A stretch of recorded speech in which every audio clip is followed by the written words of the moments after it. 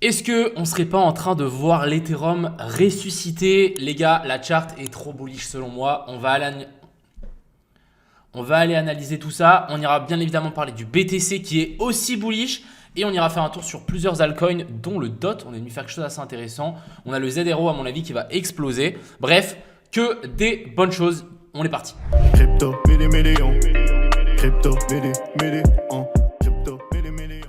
Avant de commencer la vidéo, je travaille sur un truc avec plusieurs personnes. Je voulais savoir si ça vous intéresse, un indicateur pour TradingView, et ce serait l'indicateur ultime. Donc en un seul indicateur, vous aurez vraiment tout ce qu'il faut voir sur le graphique. Si jamais ça vous intéresse, n'hésitez pas juste à mettre votre mail. Comme ça, vous serez directement mis au courant quand ça sort, et ça nous permet aussi de savoir si vraiment ça vous intéresse ou pas. Mais l'objectif, les gars, c'est tout ce qui est écrit ici, c'est d'être un sniper, de vraiment appuyer sur la gâchette uniquement quand on a toutes les étoiles qui sont alignées, et ça va être l'objectif de cet indicateur. Donc voilà, n'hésitez pas à mettre juste votre mail, comme ça on sait si ça vous intéresse ou pas. Il y a le lien en description. Ensuite, on va bien évidemment parler de l'Ethereum. Alors, première chose que je voulais vous montrer avec Ethereum, c'est ça. Pour moi, c'est le truc le plus bullish qu'on a fait depuis vraiment longtemps sur Ethereum. En gros, pour vous expliquer, ici on avait donc une fair value gap. Donc vous voyez qu'ici on a la fair value gap qui a été créée entre cette mèche-là et cette mèche-là. Qu'est-ce qui s'est passé? On est venu faire une clôture en weekly au-dessus. Donc ça veut dire quoi? Ça veut dire que la fair value gap n'a pas réussi à faire résistance sur le prix. On a fait une clôture au-dessus. Ce qui veut dire que maintenant la fair value gap, ça devient une fair value gap inversée. Et maintenant, on est venu pile poil s'appuyer dessus. Donc on est venu faire le pullback. Donc maintenant, il n'y a plus de raison de venir récupérer ici en dessous. Et là, je pense qu'on peut pouvoir développer une belle bougie blanche, une belle bougie verte sur Ethereum. Et bien évidemment, pumper un petit peu plus haut. Alors ça, c'est vraiment, j'ai simplifié la charte. Mais en gros, si on zoome un petit peu dessus, vous allez pouvoir vous rendre compte toutes les zones de fair value gap qu'on a. On a fair value gap aussi en daily, hein, elle est là. Fair value gap inversée en daily, on est venu s'appuyer dessus. On a bel et bien clôturé. On est venu sweep tous les lots. Et vous voyez toutes les zones de fair value gap, là, c'est vraiment toutes les zones bleues. En fait, on a traversé et là, on est en train de faire pullback dessus, support. Donc là, je pense vraiment qu'on va pouvoir développer des belles bougies à la hausse. Autre chose, une autre petite chart. Donc on a Oni qui nous a partagé ça.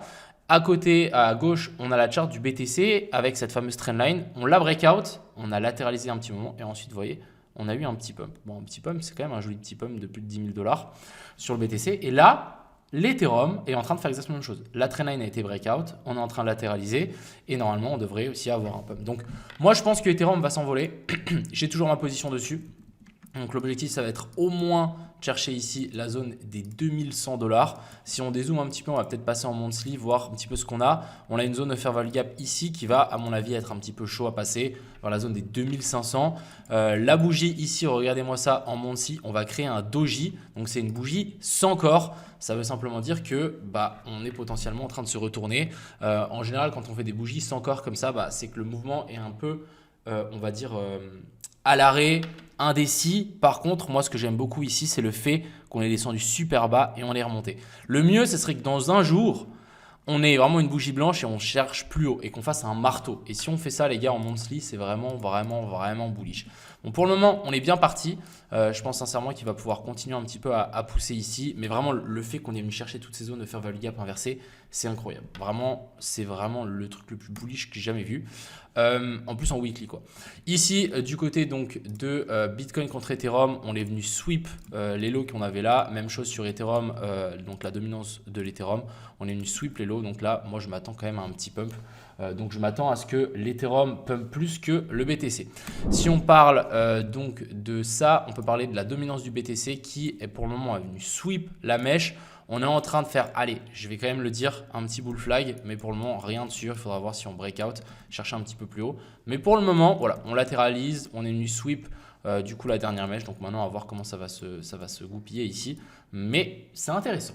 Du côté du BTC, alors maintenant, on a des choses assez intéressantes. Les gens qui sont en train de shorter le BTC, les gars, je pense que c'est une erreur. Alors encore une fois, c'est mon avis, mais je pense que c'est une erreur. Si on regarde vraiment la pattern, en vrai, on est venu sweep le low ici. Et ensuite, là, qu'est-ce qu'on vient faire? On vient de faire un cause, donc continuation de la tendance haussière. Ensuite, on recorrige, on vient sweep ces lots-là. Ensuite, qu'est-ce qu'on vient faire? On revient faire ici un boss. Donc en fait, ici, le boss, on le fait qu'on avait fini de faire une clôture au-dessus de ça, ça nous signifie quoi? Ça nous signifie que la petite tendance baissière qu'on avait là est inversée. Donc maintenant, on est en moyenne tendance haussière et en low time frame aussi haussière. Donc ça, c'est un boss. On est redescendu, vous voyez, chercher, alors je crois que c'est en 1 heure, si je dis pas de bêtises. On est venu chercher la dernière zone de FVG qu'il y avait là. Regardez, pas de clôture à travers, on s'appuie dedans.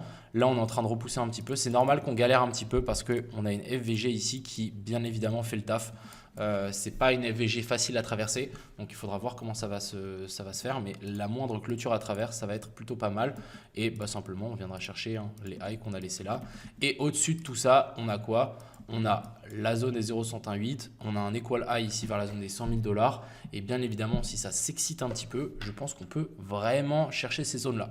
Donc, à surveiller. Plutôt bullish aussi pour notre Ethereum. Moi, je me focalise vraiment plus sur Ethereum parce que finalement, Ethereum, c'est comme le BTC. Quand on était là, on n'a pas eu le fameux gros pump. Donc simplement, pour moi, je patiente tranquillement et j'attends de voir comment ça va se développer ici. Mais franchement, cette accumulation ici, j'ai du mal à être bearish. Voilà. Encore une fois, ça reste uniquement mon avis. On peut parler un petit peu du Solana. Solana, moi je pense qu'il va pouvoir toujours grimper.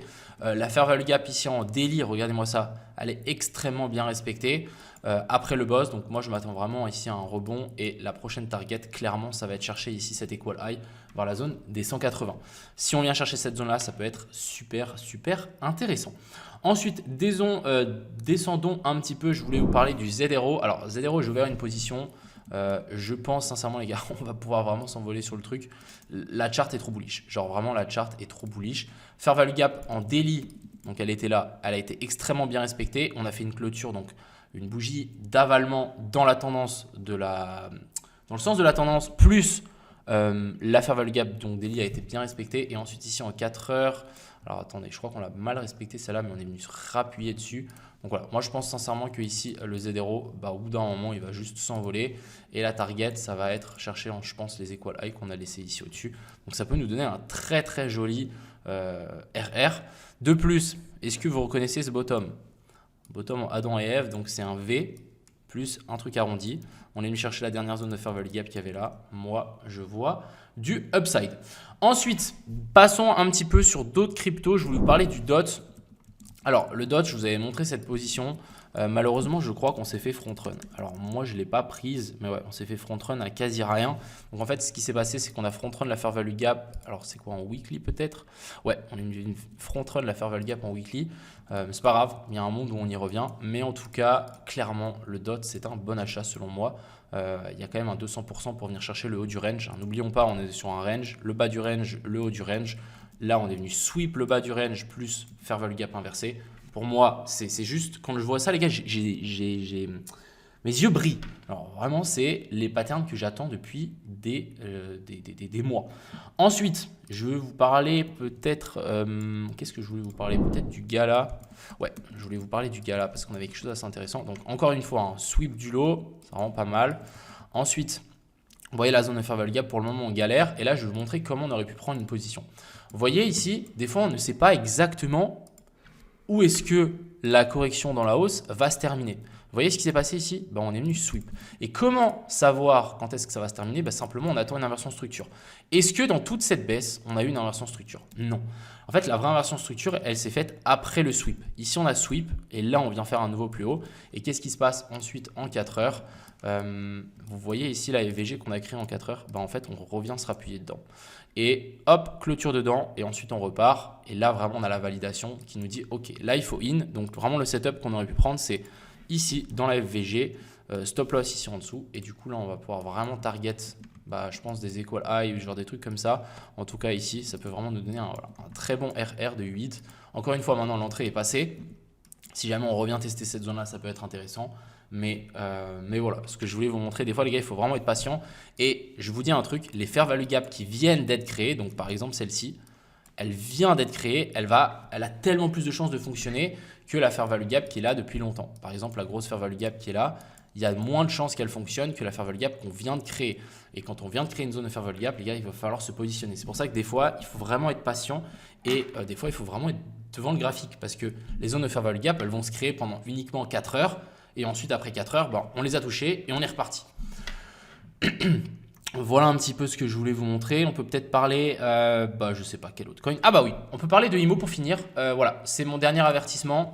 Je vous dis les gars, vraiment, c'est mon dernier avertissement. Moi, je sais ce qui arrive pendant ce mois de mai.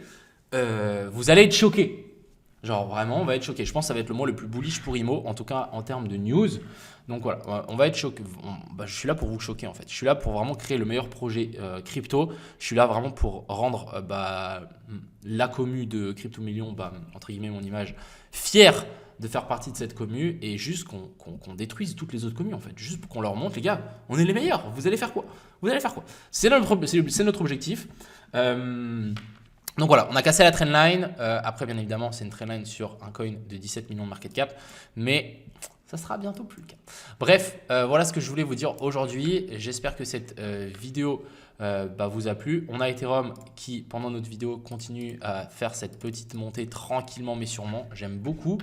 Et aussi, les gars, n'hésitez pas à aller juste vous inscrire. Ça prend 1 minute et vous allez sans doute avoir des... c'est pas sans doute, en fait, vous allez avoir des bonus. Donc voilà, n'hésitez pas.